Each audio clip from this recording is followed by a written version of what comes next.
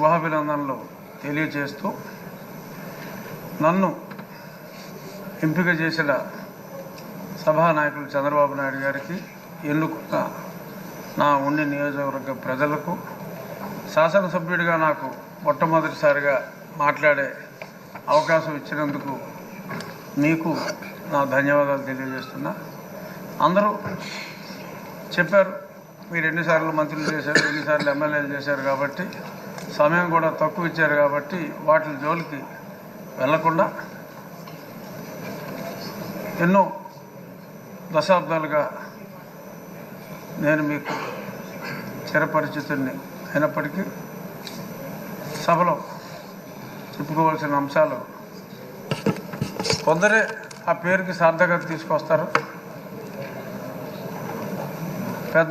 చిన్నవారికి అయ్యగా, మీ తోటి వయసులందరికీ అన్నగా, రాష్ట్ర ప్రజలందరికీ ఎంతో ప్రీతిపాత్రుడుగా, అయ్యన్న పాత్రుడుగా పరిపూర్ణమైన పేరు మీకు మీ తండ్రి గారు పెట్టారో తాతగారు పెట్టారో, ముందుగా వారికి నా ధన్యవాదాలు తెలియజేస్తూ, ఈ సభ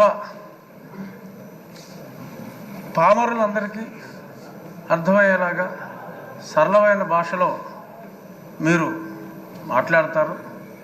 అందులో గర్వం లేదు, సరళమైన భాషే మీరు ఎప్పుడు మాట్లాడారు. ఇప్పుడు మీరు పిఆర్ కాలేజీలో చదువుకున్నప్పుడు ఒక గ్యాంగ్ లీడర్గా, రాజకీయాల్లో ఇప్పుడు ఒక మాస్ లీడర్గా, ఇప్పుడు మా శాసనసభను ఒక తరగతిగా భావిస్తే క్లాస్ లీడర్లా కాకుండా ఒక క్లాసిక్ లీడర్గా మీరు ఉంటారు అనే పరిపూర్ణ విశ్వాసం మా అందరికీ కూడా ఉంది. నిన్ననే మరి సింహంలాగా చెప్పుకునే వాళ్ళు సభకు వచ్చి వారి పేరు కూడా మర్చిపోయేలాగా పెప్ప అన్నారు. ఎందుకంటే అయ్యన్న పాత్రుడు గారిని సభాపతిగా ఎన్నుకుంటున్నారని అప్పటికే తెలిసిపోయింది కాబట్టి మరి వాళ్ళ పేరు కూడా మర్చిపోయే పరిస్థితి వచ్చింది. అంచేత వాళ్ళు ఎప్పట్లాగా అలాగే ఆ సీట్లన్నీ ఖాళీగా ఉంటాయేమో, మరి ప్రతిపక్ష పాత్ర పోషించాలి అంటే మరి పాలకపక్షంలోనే అందరికీ కూడా మీరు మాట్లాడే అవకాశం, కేవలం పొగడ్తలకే పరిమితం కాకుండా, మంత్రులకే అవకాశం కాకుండా, మాలాంటి శాసనసభ్యులందరికీ కూడా మీరు తప్పకుండా అవకాశం ఇవ్వాలి. సోదరుడు మనోహర్ గారు చెప్పినట్టు మాజీ స్పీకర్ గారు అందరికీ కూడా డిబేట్లో మాట్లాడి, ఒక శాసనసభ్యుడికి శాసనసభలో గౌరవం ఉన్నప్పుడే వారి వారి అసెంబ్లీ స్థానాల్లో కూడా వారికి గౌరవం ఉంటుంది.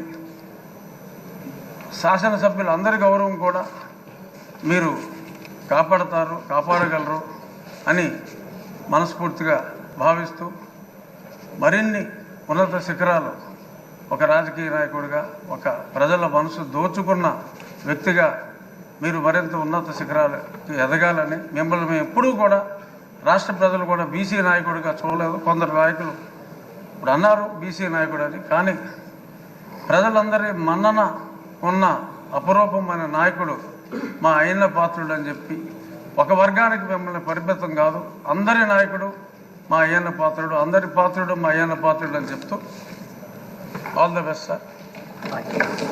ఆంజనేయులు గారు.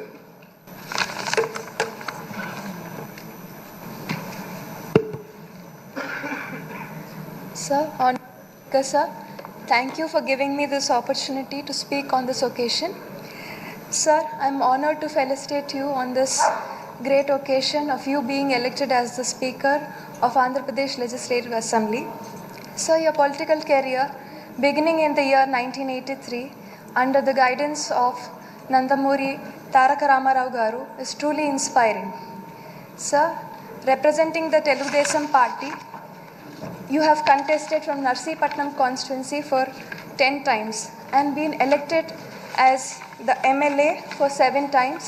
You've been in the cabinet for 5 times and also have taken up the role as MP once. Sir, your contributions to the state are truly amazing, sir, and you have an extraordinary record in Andhra Pradesh political history.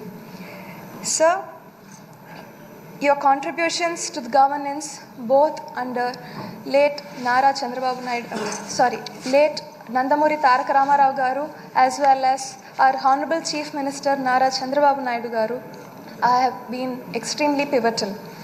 Sir, your election to this house as a speaker is a milestone in the political history of Andhra Pradesh, and your legacy will keep inspiring our future generations. Sir, I would like to extend my heartiest congratulations, sir, and best wishes for your tenure as a Speaker of Andhra Pradesh, sir.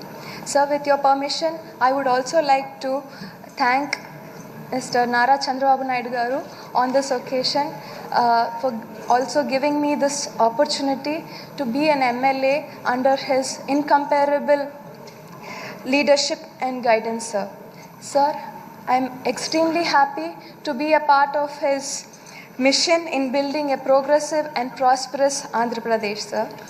Sir, he has been the Chief Minister for the 4th time, and his contributions to the newly formed state of Andhra Pradesh, as well as in transforming Hyderabad into a global